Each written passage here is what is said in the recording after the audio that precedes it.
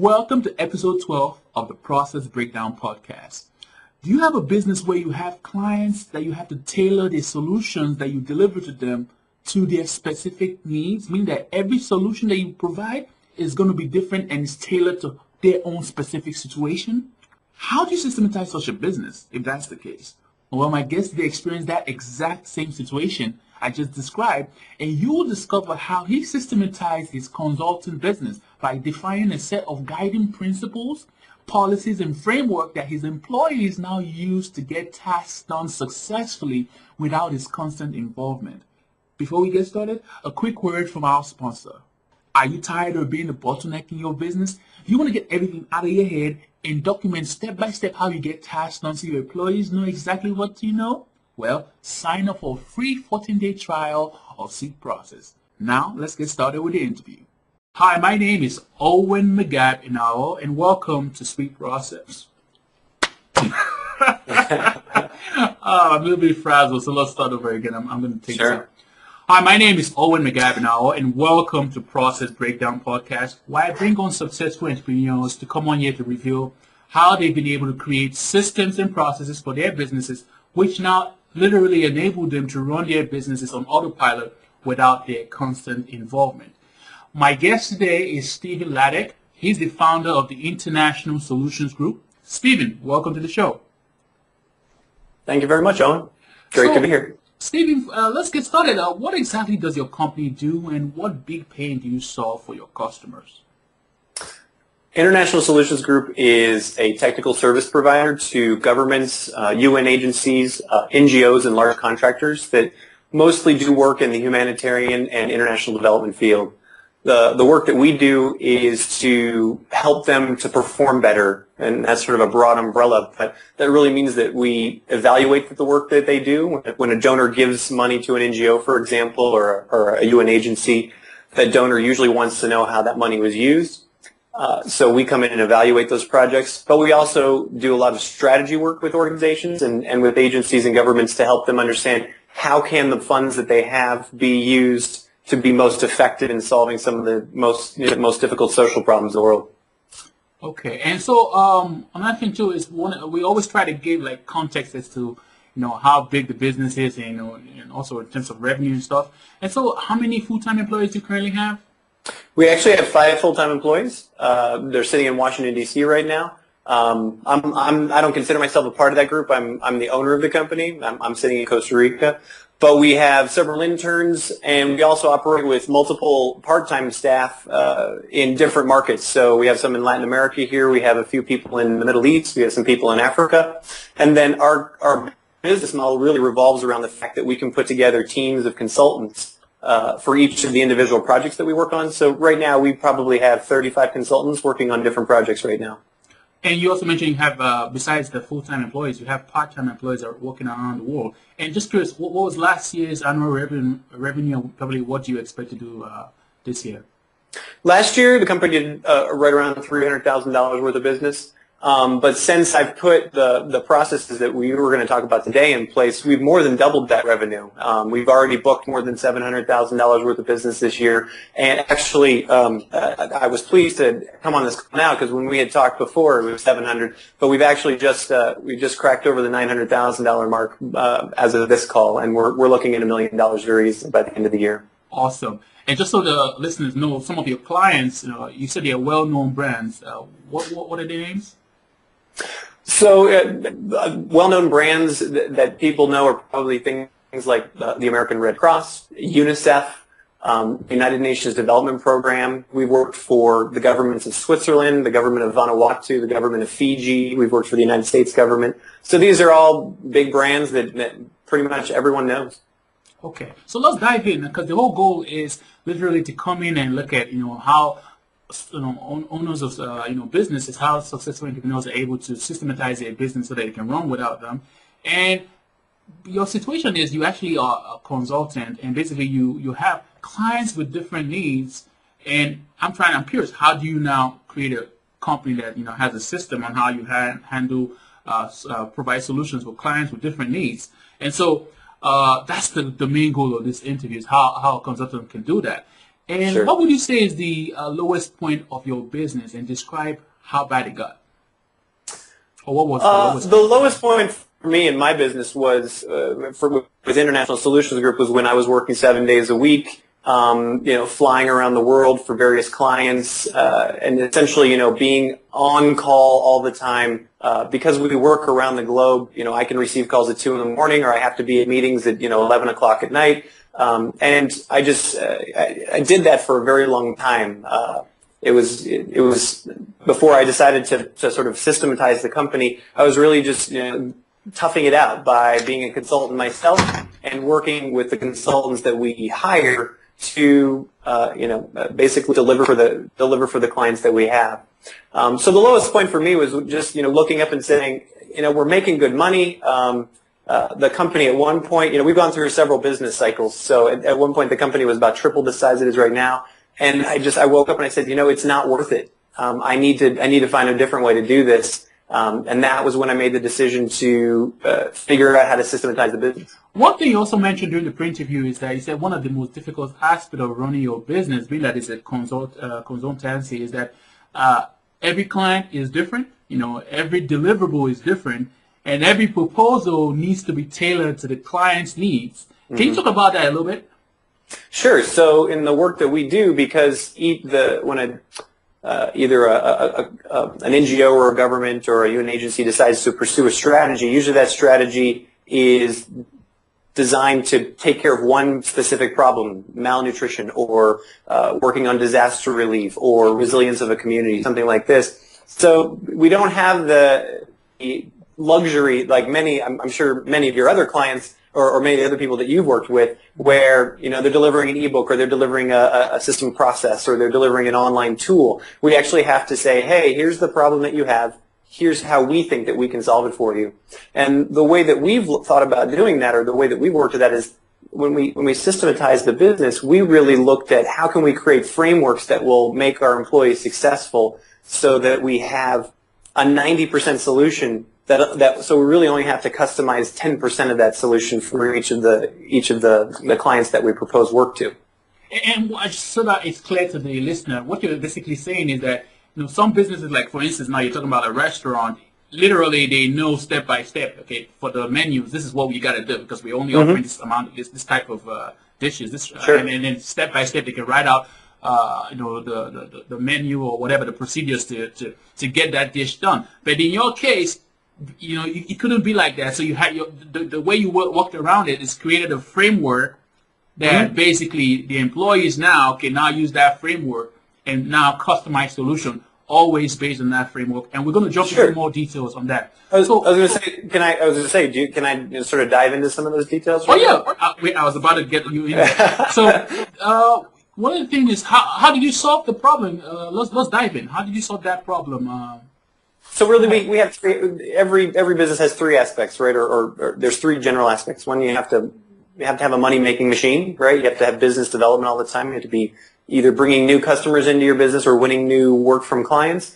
You have to be able to manage the work that you have. So when as you just said, even if you own a restaurant, somebody comes and sits down. At the moment they choose to sit down at your restaurant, they are your customer and you have to service them. In our case, it's when we win a contract. We have to manage that contract and make sure the work is delivered. And then there's this sort of underlying layer or background layer, however you want to think about it, of administration. How do I make sure that people get paid? How do I make sure that I get paid? How do I make sure that, we're legally compliant and those types of things? So really, when I looked at how to systematize my business, I looked at those three specific aspects, and that's where our processes all come in place. So let's start with the first one. You said that basically you came up with a structured process for winning new business. Let's dive into that. Sure. In our industry that we work in, there are known ways. I won't go into incredible detail because it might be irrelevant for most people, but like any other industry, you know where to look for business. In our case, there's email lists that we subscribe to, there's news listings, there's RSS feeds, etc. So we've created a system where we have a constant source of opportunity coming to us.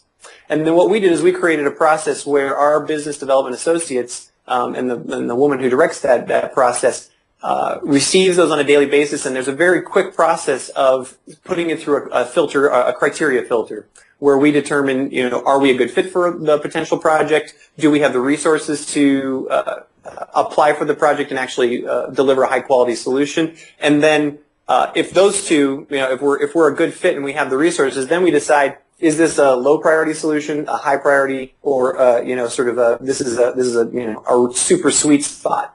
And that third criteria right there is really where I think we make the difference, because if it's a low priority solution, we've built a templated system where we can literally pump out a proposal in less than 24 hours that describes our company well and describes the solution we do. But it's because we think we're an okay fit, but it's really sort of what we call a Hail Mary pass. Okay, so one of the things that I try to do during interviews is when a guest describes like a concept, like how you just described now, Sure. we want to make it more concrete so it's memorable in the minds of the listener. So can you use an example, maybe a real client of yours, how that would work when it comes to what you just Sure. For example, some of the work that we're experts in is helping organizations to understand disaster relief or how to be prepared for disasters. And this can be a community that's a coastal town, or this could be a UN agency that responds to disasters, or this could be a government that is supporting a bunch of communities to either be prepared or respond to disasters. So coming through our pipeline, we'll see a number of different opportunities. One of the sort of the low tier opportunity would be they want somebody who's looking for an individual consultant to come in and do a little bit of work. It's a couple $100 or a couple $1,000 worth of work. For us, that would be a very low priority solution where we know that we're a decent fit, but there's probably thousands and thousands of people that are applying for it, and it's going to be super competitive. So we'll probably throw a Hail Mary pass in just because we do win some of those every now and then, but it's not worth a lot of our time. Mm-hmm. A second level or second tier type of example would be, again, the same topic where we think we're an expert, and we have several of these sort of vertical expertises, but I'm going to stay in disaster response and disaster preparedness, would be where we think that there are only a few other firms competing. And, it's a mid-sized solution. With a company of our size, that's a $50,000 to, a couple $100,000 that we think the bid is worth. And so we'll actually put some development associates on it. We'll dedicate some very serious time to thinking about the solution that we're going to provide. We'll really go out and customize the consultants that we want to bring in, et cetera. And then the third tier would be, again, the same topic, but in a place where we've worked in the country before, or we've worked with this client before. Maybe we know some people in the client. It's something that we really feel like this is a real sweet spot for us. We really think that we have not only an excellent opportunity, but it's a high dollar value, sort of, in that, I would say, from $150,000 to $500,000 range. And we really, take the time to again, put a couple business development associates on it and customize the bid that we're giving back to the client so that it speaks to the work that they're looking for, as well as highlights our expertise and our ability to perform that work and deliver high quality. Okay, so what I was trying to get at is basically look at the process you have for literally saying this is this is an opportunity for us now. I'm trying to see if you can break it down to how maybe the consultant listening to this now can probably swipe that same process that you have for breaking it down and say, this is for us, let's just go ahead and move to the next step now that we've identified it's for us. Okay, maybe I'm misunderstanding the question. So are you asking how we receive opportunities? Yeah. Or as receiving opportunities is, it's a sort of it's sort of a benefit of being in the business for a long time. So we have referral business where people send us opportunities, but also we subscribe to news services where they will send us opportunities, literally lists of hundreds of opportunities, of procurement opportunities that will come through every day. Now, let's just say you want to be a government contractor. There's something like FedBizOps, where FedBizOps with the United States government is a online resource that the U.S. government uses, and there's literally thousands of opportunities that are pumped out through that every day. And we only focus on one agency within that FedBizOps. Again, for us, Relief Web. There's a huge amount of procurements that come out of Relief Web. The Development Executive Group, we receive a lot of procurement alerts through the Development Executive Group. And then so there's other services like that we subscribe to make sure that we're aware of the opportunities that are available. Is that what you're looking for? So first things first is you identify a source of the opportunities, and then now I get that. So the consultant or whatever listening to this now has identified a source of opportunities. My thing is, how did you now create a process of say, okay, now this is the source of opportunities, they're coming in. How do you now qualify them to make sure that this is the right for you? Because we're still on the first stage of your process. Sure, right, yeah. Exactly. So we're qualifying whether or not our qualification process is, it may sound relatively simple, but I think simple is good. The process, the way that we can qualify a process is the size of the project. So within a procurement bid, you never know. It's a very rare circumstance where the client, the potential client, will tell you how much their budget is. You know, you're going to actually be submitting the budget to them, right? So again, it's a part of my business development associates in this company. They have a very good sense of, is this a small size project? Is it, a couple of $1,000, $10,000? Is it a larger opportunity, or is this really a big opportunity based upon the number of man-days that we would have to put into it, based upon the amount of travel that would be required for it, and based upon the specific type of work.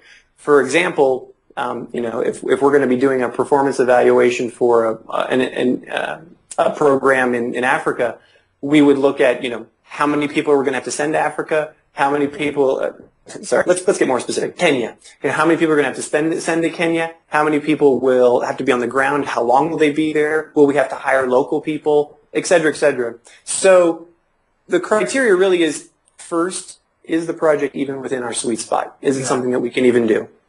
And there are lots and lots of opportunities that we're not qualified for or do not have expertise in. If you were to send me a product that has something to do with water and sanitation, probably not our sweet spot. We wouldn't even consider it.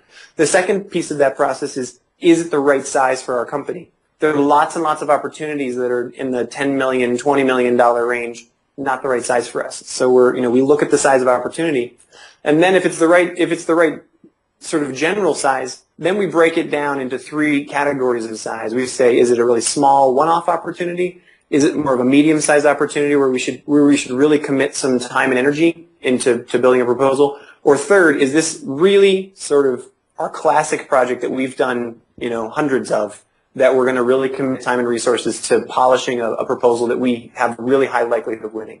So I get that now you've identified the source of the opportunities. So it can be referrals, it could be traffic coming to your site, whatever. And then now you have a criteria in which you say once the opportunity come in as a lead, you have a criteria that they must go through to make sure that this is, actually someone that you can actually provide a solution for, and that you have the ability to do that. Plus, it's also the right pricing. I guess that's one of the things that you use as that criteria. Then the next thing you mentioned was assigning responsibility to that opportunity. Can you explain that as well? Absolutely. So as I said, we have 5 full-time employees. So most of those people in Washington, D.C. are really focused on winning new business, because our business is built around putting together teams that are specific to an opportunity. So once we've decided to go for a project and submit a proposal, our director, who's sitting in D.C. as well, will assign that to a particular business development associate, and that person will be responsible for making sure that we have put the budget together, that we have the proposal written in the right way, that we identify the consultants that are going to be necessary for fulfilling that project, for communicating with the potential client or the procurement officer to make sure that we're understanding the requirements correctly, and then ultimately taking that bidding process from beginning to closure to make sure that hopefully we win it, basically. And so we assign it to one person, and that person has been trained to know how to talk about the company, what type of experience that we have, what type of language we need to use within that particular proposal, how to locate consultants within these consultant networks that we have, and how to put together a budget that makes sense. Okay, so now let's assume now that you've done all that, and now you've accepted the job and it's go time. You said that you also now have a framework where it comes to the actual management of the execution of the project. Let's talk about that. Sure. So after we've bid on a project and we put it in our pipeline to monitor it over time, because these things have a fairly long sales cycle usually.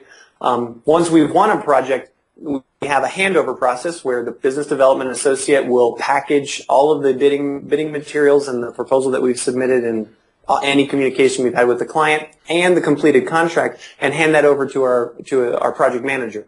And our project manager will then be responsible for basically going through, and the initial piece of it is making sure that they understand the project, making sure they understand who's working on it, what the time frames are, and what the deliverables should be. And within that process, they've created an understanding not only within the company but also within the consultant team that we've hired to perform the work about when travel will happen, what will happen during the assignment, how we will execute for the client, when deliverables are due, and how people will get paid along the way. Then that project manager is beholden to and responsible for making sure that those pieces happen in a timely fashion. And really, it's not rocket science. If you've put together a proposal correctly, it should roll out the way that you proposed it. And this was something that you used to manage all the different spectrums yourself, both identifying the opportunities, qualifying them, making the proposal, and then laying out the entire project. This was something you used to manage yourself. I want to contrast how that was with how it is now, just so that the listeners can really see. Sure, and also let's not forget as well, I also administered the company as well, so I was making sure payroll happened, and I was making sure that clients paid us and these types of things. So contrast 2 years ago, I was the person or one of the people who was doing that. We still had several employees, but that was my full-time job, where I was involved in every bid that was going out. I was helping to identify consultants and helping to identify opportunities and work on that. I was helping in project management, delivering material, actually going on travel, delivering the work, working with other consultants, working with the client. And then also, at night, but usually, I was making sure that we were getting paid. I was making sure that we were, legally registered, making sure the payroll went out on time. So fast forward to 2 years now. Now we put in place, a director who takes care of the day-to-day operations of the company. He sets the vision and the direction of the bids that we go for. We have business development associates that are overseen by that director to make sure that not only are we identifying opportunities, but those opportunities are being responded to. I haven't written a proposal in a year and a half now, or I haven't touched one. Every now and then somebody will ask me my opinion just because I've got a decade or more of experience. And as you know, references and referrals are usually the best way to win business. Yeah. And then on the project management side, it's the same thing, where I'm no longer managing projects. The only time I step into a project is when sometimes it goes a little pear-shaped, as they say, or if a client gets a little squirrely. Usually I'll come in as the owner of the company to make sure that not only are we delivering, but that we have a reasonable conversation with the client to make sure that we end the project successfully. And then the administration is now, bookkeepers, accountants, payrolls. Yeah, you mentioned there was finances. You broke it down to two components on the administration side. I guess the project management side is literally after the outline has been laid of what you guys are going to deliver, basically mapping out, maybe deadlines and all that, and you provide the right people to go in and start doing it. But then there's the other part of it where it's the administration to make sure you get paid and make sure all your dots are covered. That is the finance and legal. Absolutely. Yeah, and one of the key pieces of our business is, any business has this issue. It's a little more complex for us because we work in many different countries. But you have to make sure that you remain legally registered. You have to make sure that you're on vendor lists. You have to make sure that your company is paying the proper taxes at the right time. And those are all, they can just eat away at you over time. Again, this is because of the type of work we do, and we work with the human element. It may not be the same story that you've heard often from a lot of, especially online entrepreneurs, but it's a reality, and you can outsource that by either using virtual assistants. We don't use any virtual assistants, but we have legal help now. We have a system in place to make sure that our legal help identifies those needs and makes sure they're taken care of, as well as accounting and bookkeeping is taken care of as well, so that when we need to get paid, that's being followed up on, and when we are expecting to pay out employees or pay payroll, that happens in a on a regular time process as well. You mentioned that on the finance side that you were able to systematize how collection of payments as well as invoices. Can you talk a little bit about that? How that works? When the project manager, well, now on every project, we have a difficult business on the financial side in that we have what I call a chunky business. As many consultants who may listen to this or your audience may be familiar with, when you consult, you can either do a time and materials contract where you're literally sort of billing your hours, or you can basically you can contract on deliverables or milestones. Almost all of our business is milestone based. So that means that we will have a 6-month project or a year-long project, and along the way there'll be certain milestones we'll hit, such as finishing data collection or developing a draft report or completing a set of interviews. And at those milestones we will then be allowed to, or that's an indication that we can then invoice for the work that we've done. And that's the project manager's job, to make sure that they're paying attention to the time frame of the project, and when that milestone is reached, we confirm with the client that they've received a high quality deliverable, and then that is then communicated to the accounting department to make sure that we then send out an invoice and make sure that it gets followed up on to get paid. And this is all stemming from the project management side of things, where you guys literally have laid out all the the milestones and the targets, and the customer has or the client has agreed to them, and so now when the people in the project management side of things have executed and delivered, now they pass it on to the people in the administration and say, okay, we've reached this milestone, now it's time for you to do your job and get pay out the invoice, get the money from the customer as right. well as pay out. Go ahead. Yeah, and we swear by technology. We're a virtual company. We're proud of that. We maintain an office in D.C., but that's because we need a physical space for some of our people to show up to collaborate, and sometimes that's how people work better together. But look, we rely on Dropbox. We rely on something called do.com, if you're familiar with that. It's from Salesforce. We use Google Docs a ton. We use Office 365. And through those specifically, so do.com we use for our sales process. We use that for our sales pipeline. And we also then use that as a way to hand over an entire project to a project manager, because then it's mapped out basically. What are the deliverables? When are they supposed to happen? How much is a deliverable worth in terms of an invoice, etc. So it's we really rely upon those technologies. File sharing over Dropbox and over Google Docs is essential. When you've got people working in Southeast Asia and Latin America at the same time, they need to be able to have access to the same program documents, and we can provide that very, very painlessly. We're very much an early adopter of those types of technologies, and I'm probably like yourself. I've been using Skype for 8 years, 10 years now. Yeah, I can remember when people didn't even know what it was. But this has been an essential tool for us to be able to communicate virtually and keep our overheads at an absolute bare minimum, which makes us much more competitive. Another part of the finances is you said that besides paying of getting customers to pay you, as well as paying invoices to people who are part of the team, right, helping you do work, you have someone in there who does reconciliation on a monthly basis. How is that different from the other one? I'm sorry, I didn't quite understand the question. No, because in the pre-interview you mentioned how for the finance system that you created, you have the part where someone is actually collecting on project expenses as well as paying out against invoices, and then there was a second part of that finance system where it's like finances are getting reconciled on a monthly basis.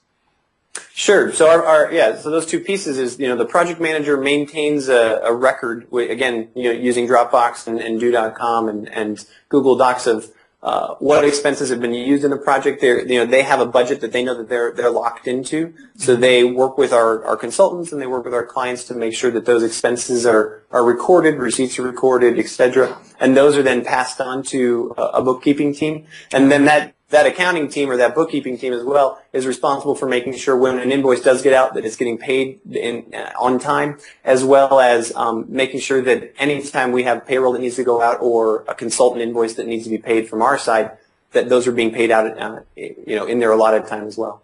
And also, you mentioned that you have on the administrative side, besides the finance side, you have the legal side. Just touch base on that a little bit. Well, I found, again, this is, going back 7 years ago, I was doing it all myself. I was, how do you figure out how to get an EIN, and how do you figure out, to register with U.S. government, or how do you figure out how to get in new and, vendor relationships and these kinds of things.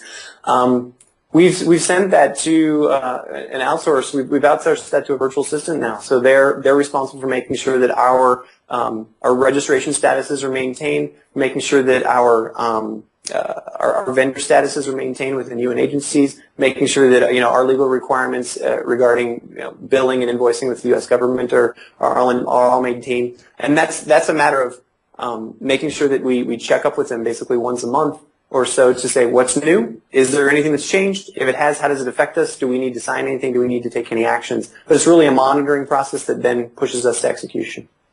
Okay, and I'm assuming there's also like a actual lawyer involved or not. Yeah, it has to be somebody who has a legal background because they need to be able to understand those ins and outs.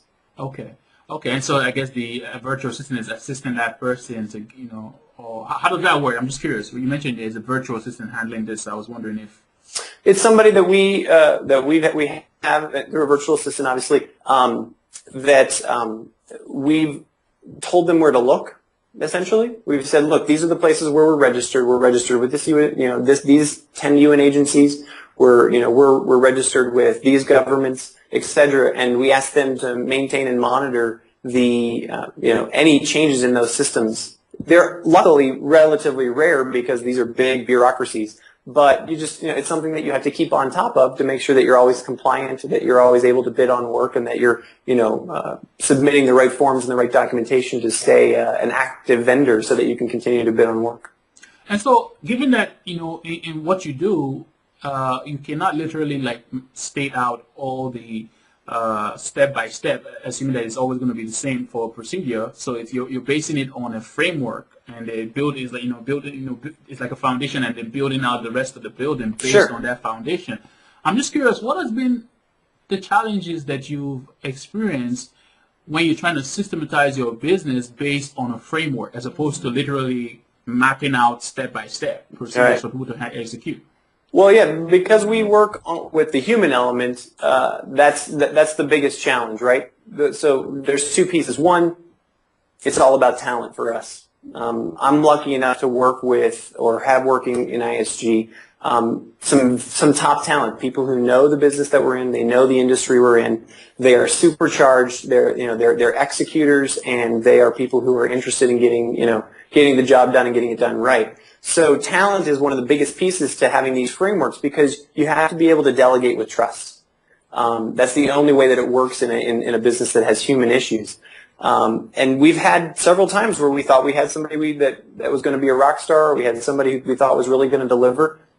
We went through an interview process, we brought them on board, and then they just, it didn't work out for any number of reasons. Sometimes it's a real quick dud, or sometimes, they just sort of burn out over time. They don't deliver.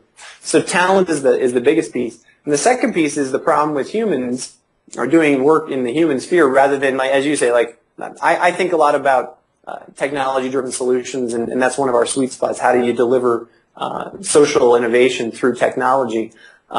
So developing processes for delivering products or services online, that's awesome, because when a piece of technology breaks, hey, then it's your problem to fix the technology. But when you're working with consultants or a group or a team of people that are trying to come together as a team of experts to look at performance or strategy, when something goes wrong or something doesn't get delivered, somebody has to show up and get it done. And the biggest challenge right now is that we've overcome, but still sort of looms as a specter, is what happens if somebody gets hit by a bus, or somebody is truly doesn't deliver on a project.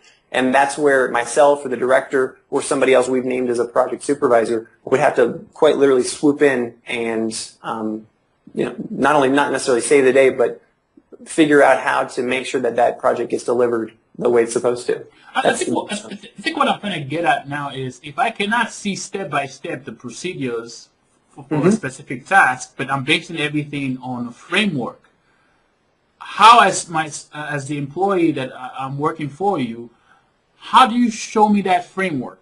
Or how does the person who's listening to this as a consultant, how does he break down what he's trying to explain into a framework like you have, so that that framework is easily communicated to the other person? You know what I'm saying? Because procedure is very easy.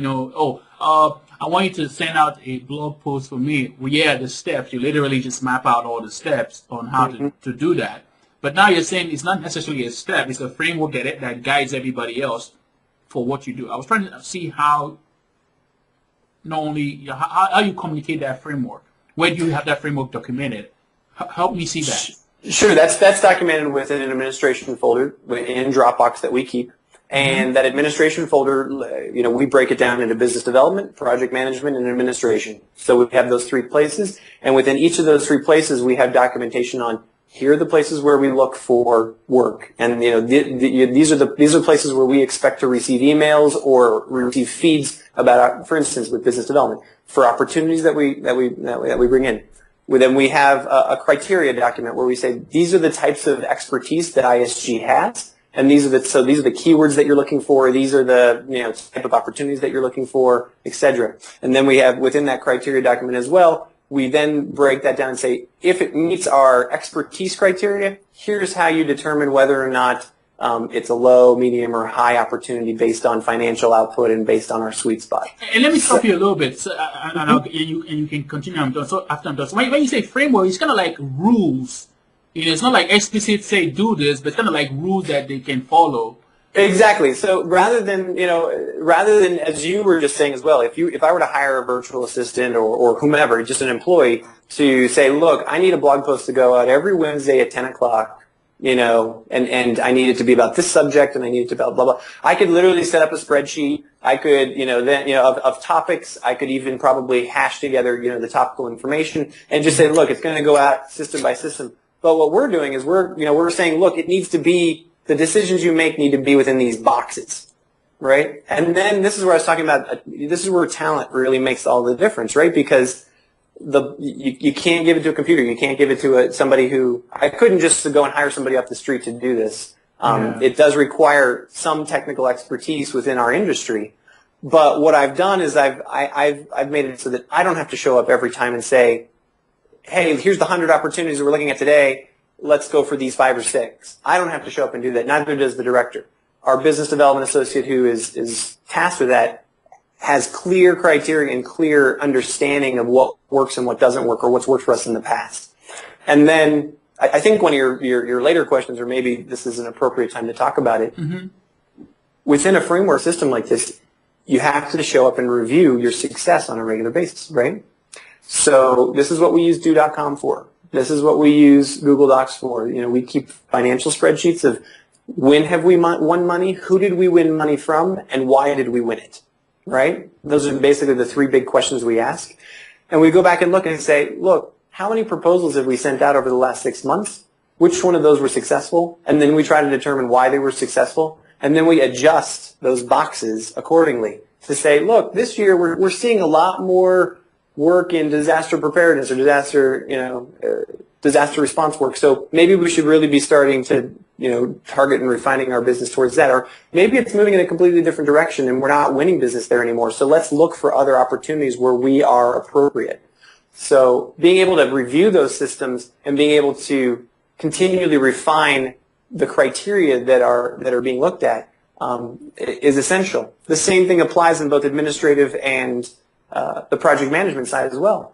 If you're a project manager and we're seeing that projects are slipping, they're starting to be delayed or they're always coming in late, we need to determine why that's happening because I'm sure that our clients aren't happy and I'm sure that it's costing us money, right? So is there something about either a criteria that we're not giving our project manager or is there an external factor that we're not understanding to make sure that project manager can be successful? So ultimately, again, when we talk about how do you get your business to run on autopilot, This is about making sure that you're successfully delegating and giving people the tools that they can be successful so that you don't have to show up every day to do it. Definitely. And so I think, and I'm pissed at myself for interrupting you when you were breaking down, showing us the framework now. A couple of minutes ago, you were really getting into it, and I asked you a different question, and that threw you off. So let me see if I can get you back into it, because first of all, you broke it down to 3 different parts of the business. You said, you had the business opportunity side, basically acquiring your opportunity side of the business, and that's based on a framework, right? And the framework now is a set of rules that people who are qualified have to make decisions based on, right? And then there's the second part of the business now, where is the let me make sure I got this right, the project management side, right?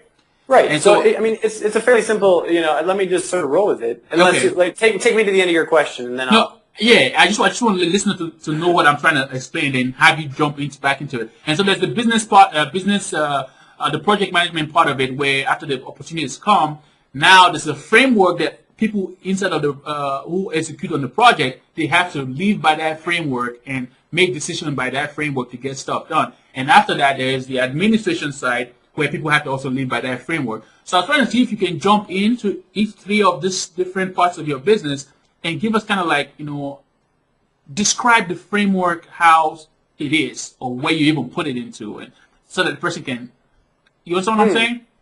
Yeah, I'm trying to see how I can better describe the framework, other than, the fact that we've documented what it is that what it is that I expect from the business development process and the project management process and the administrative process.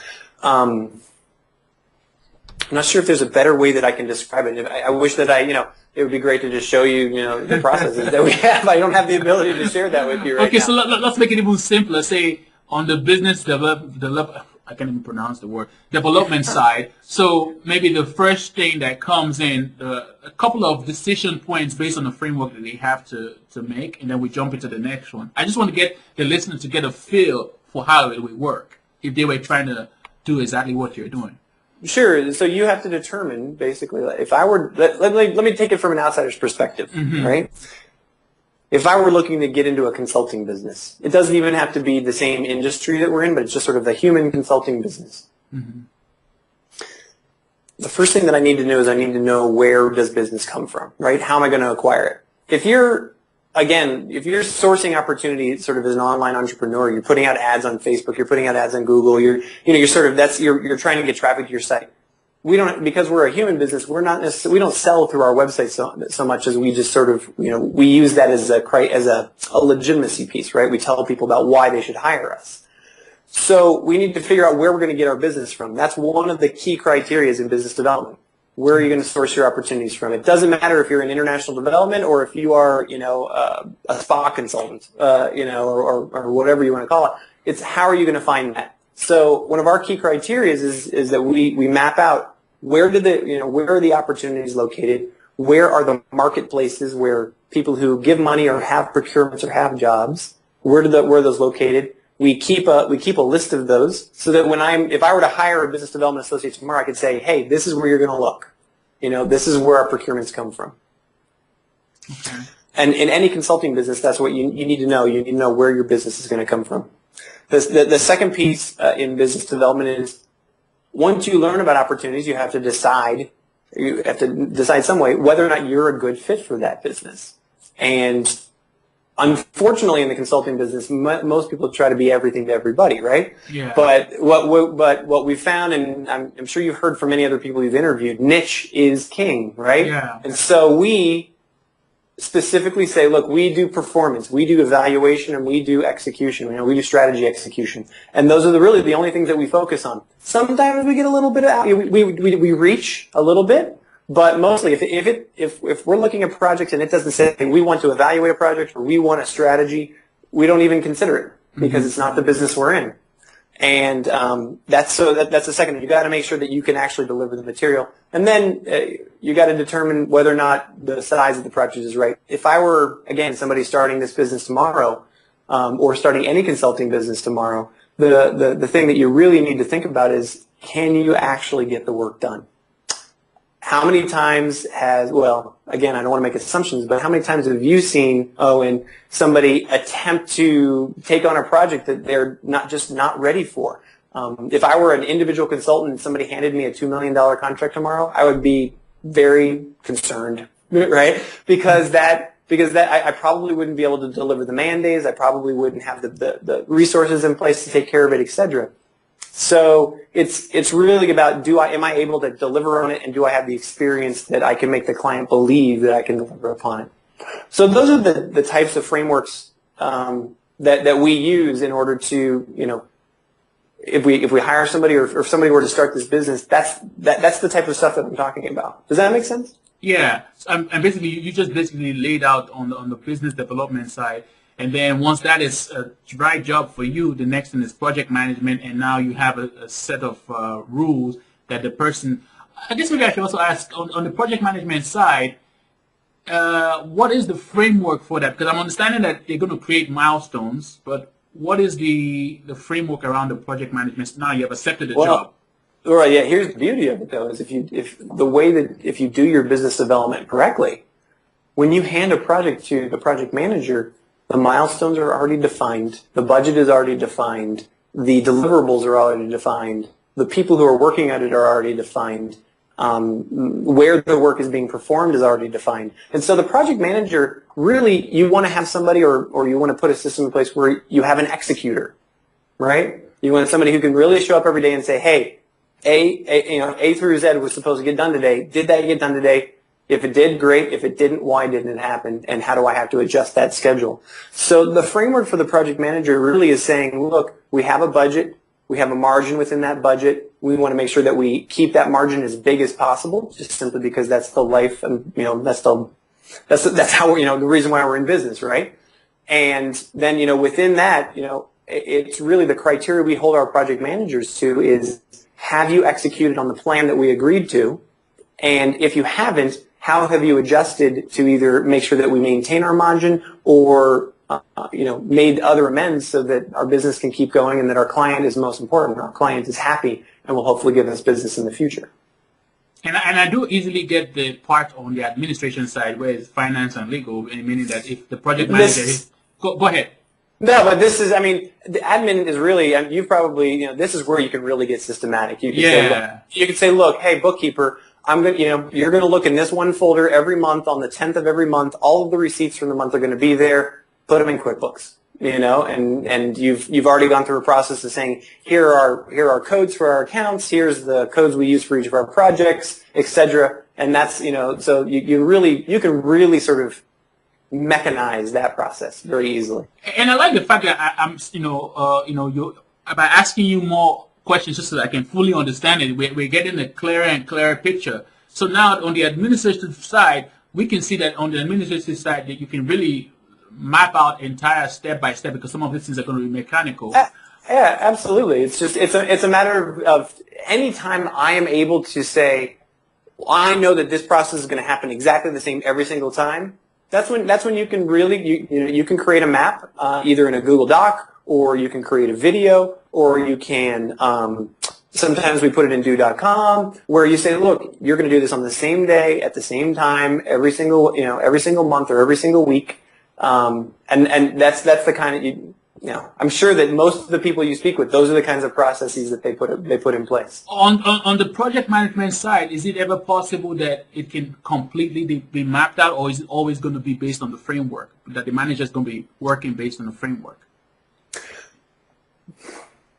I can't remember a time when it would be completely, mapped out, where you could completely go say, push go on sort of an automated time frame. Yeah. But in our business, it would really depend upon how much interaction with either a client site, how much human interaction do I do? If we're lucky enough to get consulting work where it's just trying to research, or something where we're not responsible for interacting with the client, but we're just responsible for a deliverable. You absolutely can map out, what days will research happen, what days will analysis happen, what days will report writing happen, and that can become very systematized. Yeah, and one thing you mentioned is that during the pre-interview that there are really four parts that allow four parts of the strategy that really allow you to be successful with it. You said one of them was know the business, and the other one was income realism, being real about the income you can generate from the business. The other one was delegation, basically being able to trust people that you delegate stuff to, and clear goals for employees. Is there a way we can talk about briefly each of those four? Sure. So let's go from backwards forwards. First of all, this is what I was talking about, having the right talent in place, but making sure that you have clear goals. When we start the year, we map out, we sit down with everyone. This is one of my touch points in the company where we sit down and we say, what are our revenue goals for this year? What are our profit goals? What are our project win goals? What's our client breadth goals? And we make sure that we have just extremely clear criteria for people to say, this is what I'm trying to achieve. And if I'm not working to achieve that, then I'm probably making some wrong decisions about how I'm using my time or, where I'm spinning my wheels waiting for a client to get back to us, those kinds of things. So on the project management side, again, as I was saying earlier, when you hand over a project to a project manager, you need to be very clear about this is the budget of the project. This is our margin on the project. Here are the people you're working with. You have the free rein about how you want to communicate. How often do you want to, have touch points with them? How do you accept and receive work? Those kinds of things. But you have to make sure you show up with this budget, with this margin, with these things. So it's a very clear goal. And if that's not going to happen, you need to adjust the way that you're working. So that's what I mean by having really clear goals, so that people know what they need to show up with. Sorry, I don't have the written piece in front of me. What were the other three? Yeah, the other one was trusting the person you delegate to. I think that's what it is. Yeah, so one of them would definitely, at the same time, when you set a goal for someone and you are outsourcing work to them, you have to be able to trust them. You can't come in and micromanage them. You can't look over their shoulder. And you need to be able to step back and say, look, we've agreed on a set of goals. We've agreed on how those goals are going to be achieved or the sort of the parameters they can work in to achieve those goals, and let them go do it. Don't check in on them every day. Don't start sending them emails. Don't call them up. Don't show up unexpectedly, those kinds of things. Show up on agreed times or have agreed meetings, but you got to trust those people to do it. Otherwise, ultimately you're just doing the work. And the other one was income realism. What did you mean by that? In our particular business, I think this relates to one of the other questions that you had written on the. I think you call it a printer view. I like that. But one of the things about it is I'm a little skeptical of using the term your company on autopilot, because if that were really true, we would see a whole lot of just machines making money out there. No, we know that happens, but you have to. So there's a two-part answer, right? First is that I think that you can automate businesses and especially online delivery of sort of digital products and those kinds of things. But when you have any sort of human element in your business, you have to be able to say, look, I'm going to have to show up at least on some regular basis. In my case, I tune into a team meeting once a week for about an hour. We have a phone call. We check in.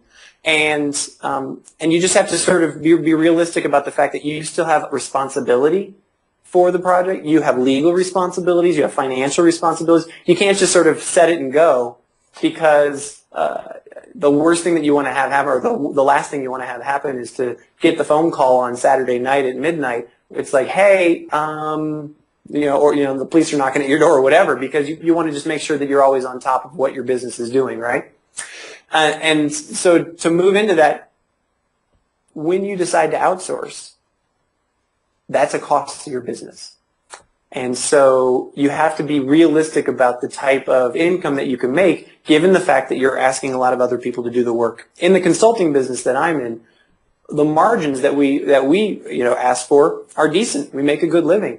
But, as I think I said in the interview, I'm not making millions of dollars a year, but I make a healthy living because I have trusted other people to do the work, etc. If I wanted to go back to that schedule where I'm working 6-7 days a week, flying all over the place, I would make a lot more money.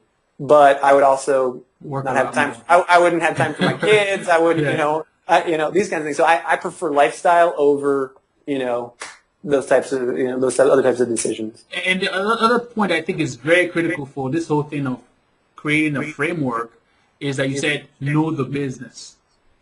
Yeah, here's the thing. We talked about this a bit earlier, where niche is king, right? I think you got to really understand that when you're thinking about starting a consulting business or you're thinking about starting any business, this is one of the things that I work with. We work with small businesses all over the world.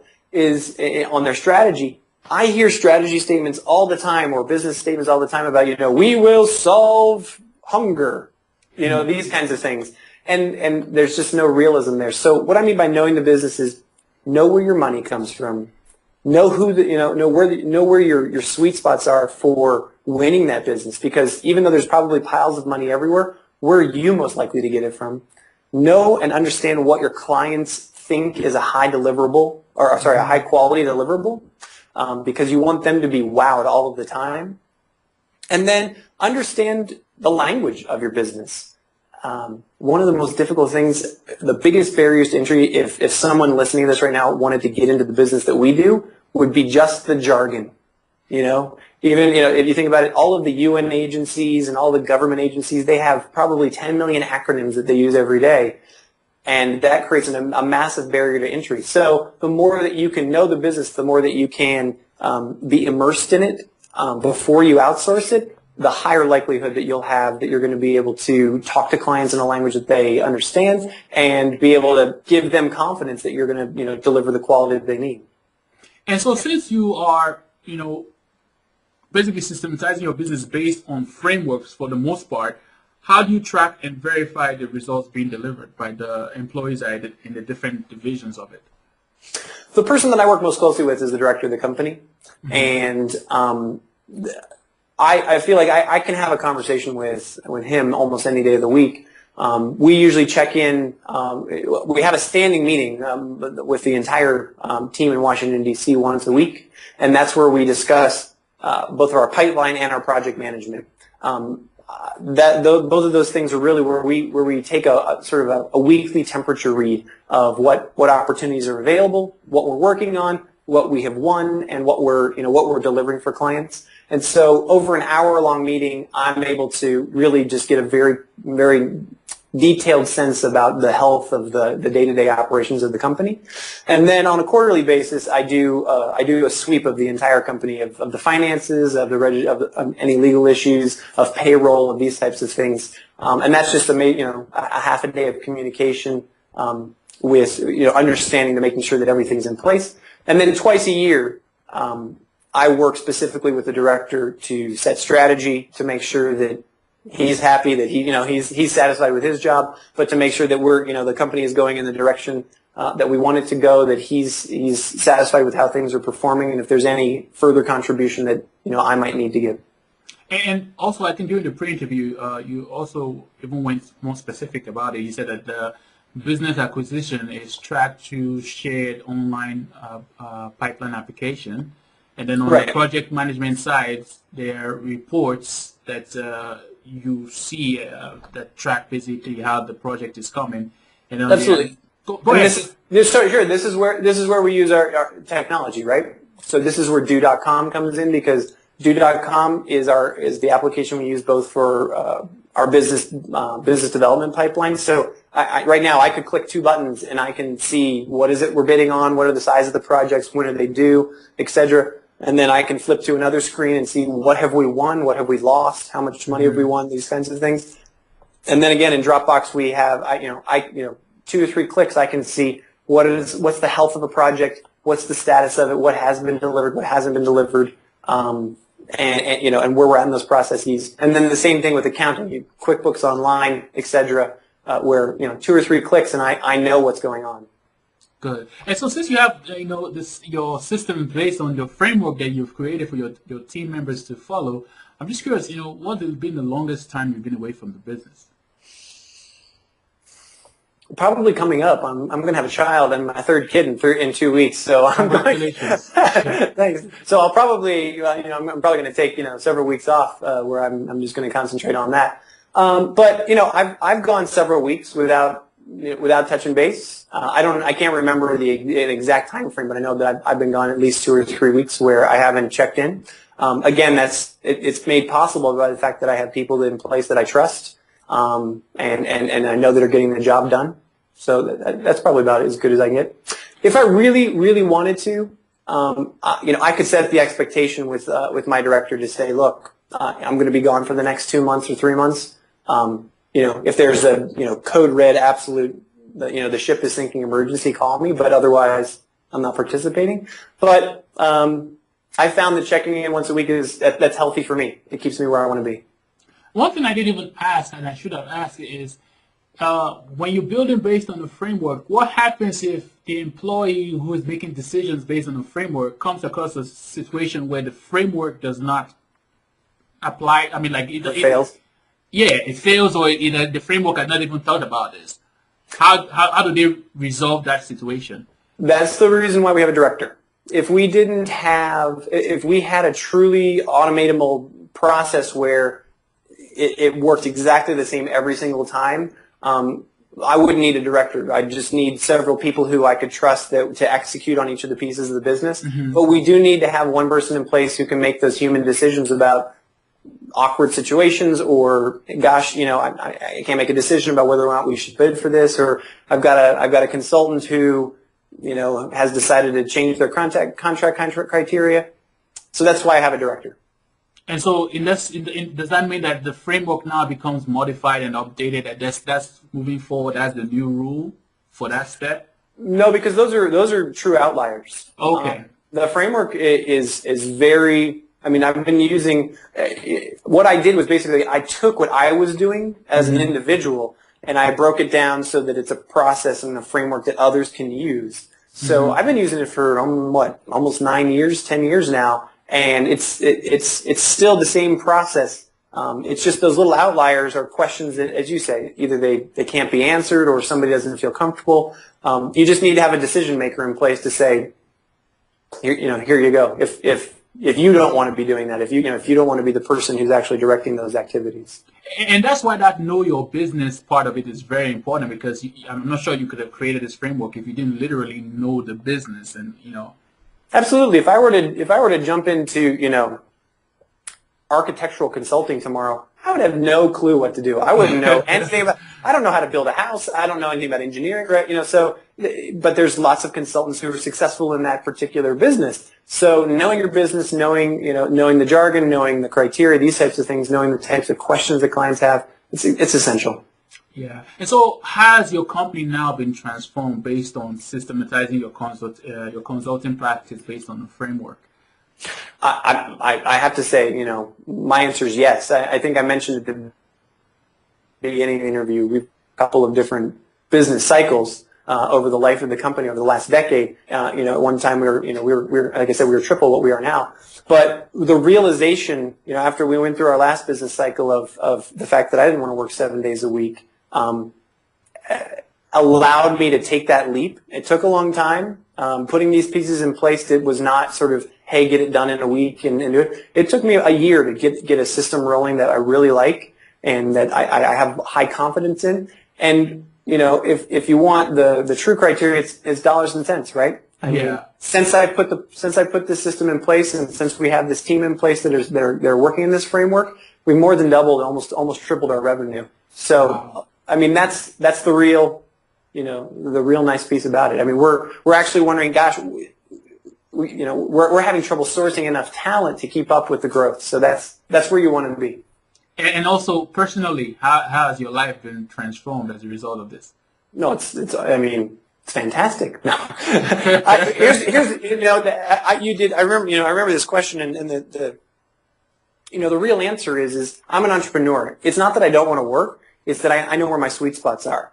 And what this has allowed me to do is work on other parts of my business and work on other ventures and other opportunities that I see out there. So I've developed new products for ISG. I've developed new client relationships and those kinds of things. And I have a couple of other completely unrelated businesses that I'm able to invest my time and energy and finances in and actually pay attention to. So, it's given me a lightness It's given me, openness of my schedule, and basically, I feel like I'm actually running my life again rather than having the company run it for me. So now that you're not in the grind of the consulting practice, where are you spending the most of your time? Where is your focus on now? Creative, absolutely. I mean, for me, it's creative. It's identifying new opportunities or new innovations that would be maybe something ISG could implement, or finding ways about how we can use practices from other industries, especially sort of the online marketing industry, et cetera, to enhance our business, maybe bring innovation in that way. But really, it's about, creating new products and services, because that's what I love to do. And we're coming to the end of the interview, and I'm just curious though, now that, the listeners listen to this so far, most likely is someone who's also in a consulting or coach, or someone who's, whose business necessarily, is such that, you have different clients with different needs, and now you have to provide solutions for them differently, right? And right. What would be the very first step that you think they should follow or the first step they should take in order to, get more calm inside the whole chaos that they're currently experiencing? Right. Right. Where I find when I speak with either individual consultants or groups of people who are interested in forming a consulting business, and I meet them all over the place, and this is not an unusual question, the first thing that I always ask them is how do you win business? And this seems counterintuitive, because we all need to win. We all think, hey, I have to earn money. That's what I do. But it's much like answering any other question in the universe. If you start at the beginning of where your business is, the rest of the pieces fall in relatively quickly. So I first start asking them about, where do you get your opportunities from? Where do you, how often, and what's your confidence level that you're going to have enough work to take you through the next month or the next year? Do you have consistent sources that you can count on to make sure that you're always going to be generating new business? And oftentimes, surprisingly, the answer is, I do business development after I finish a project. Or, that's something I do, at 11 o'clock at night when, I'm done doing the rest of my work, rather than as the first thought process. And that's where I would start. So if I were somebody starting in the consulting business, I would just make sure that is just a fine-tuned humming, machine about understanding where opportunities are, how you're going to win them, and then what you're going to do with them after that, basically. Well, I like that. And so, what books or tools that you currently use now, let's maybe stick to books, but what books do you think have had the most influence on the way you think currently, and why? Especially regarding, creating the framework. Sure. I mean, yeah, I'm a getting things done guy. If I'm gonna pull something I think that is useful for this particular audience and this particular piece of information, I think David Allen really has it together about looking at an email once, and then taking an action from it, or making sure that you have filing systems that are very organized and easily repeatable. That's really where my brain goes, and it speaks to me. I would say that that's a high piece of influence for me. But also, I think most of where I come from, most of where I find my success is in being an early adopter and being very comfortable in being an early adopter. As I mentioned earlier, I've been using Skype almost longer than anybody I know of. I was a Dropbox user before people even knew what Dropbox was. And being able to be comfortable in that virtual world and being sort of on that what I call the bleeding edge of what's going on out there has just been, it's allowed me to identify particular opportunities to not only put these systems in place that I have, but then to innovate further within an industry that is fairly curmudgeon, to be nice. And so, is there a question so far that you wished I had asked you during this interview that for some reason I just blubbered around and didn't get to ask you? If so, pose the question and the answer. One of the things that, I think a lot of people want to do their business on autopilot is, there's that lure. And one of the things you didn't ask me is like, where are you at? And I mentioned it in the beginning, but where are you right now? I live in Costa Rica. I'm from the United States originally, but I live in Costa Rica full time. My family has also lived in the country of Hungary. We've also lived in the country of Jordan. And we've been overseas for 8 years. And the thing that I would encourage you when you're thinking about systemization, or somebody who's thinking about going into the consulting business is embracing and accepting virtuosity, basically. I've been able to create a successful, relatively nice business, and I don't sit in the place where we would think that we would win most of our business. So I don't sit in Washington D.C. I don't I don't sit in London. I don't sit in Dubai, and so it's possible. And that's but this sort of goes back to one of my criteria about being realistic about your earning potential and those kinds of things. Because if you don't sit in those places, you have to give away that revenue to other people who are going to perform that work, etc. Yeah, and so what's the best way for the listener to connect with you and thank you for doing the interview? The best way would be through email or giving me a phone call. I mean, should I just give them to you right now? Go feel free if you can handle the emails. Sure. Stephen@ladek.com. That's my, LADEK.com. That's the easiest way to do it. Or you can find me on Skype at Stephen Ladek. So I'm speaking to the listener now, and if you've enjoyed this interview so far, and you've seen how Stephen talk about creating framework in situations where you cannot totally map out a procedure for, because it depends more on rules. If you've enjoyed this interview so far and how Stephen creates framework for his business so that other skilled employees can make decisions based on the framework, and you felt this interview is useful, and go ahead on and leave a positive review for us on iTunes. You can do that by going to sweetprocess.com/iTunes. The reason to leave the reviews is so that other entrepreneurs can read your reviews, find your reviews useful, and sign up to listen to the interview. More people showing up for the interview, the more we get inspired to interview more successful entrepreneurs like Stephen. And finally, if you are at a point in your business where you need to literally get things out of your head and document them so your teammates or your employees know exactly step by step how to get stuff done, well, check out Sweet Process and sign up for a free 14-day trial of Sweet Process. And don't forget, share this interview with any entrepreneur out there that will find it useful. Stephen, thanks for doing the interview. Thank you so much, Owen. It's been a pleasure. And we're done. Yeah.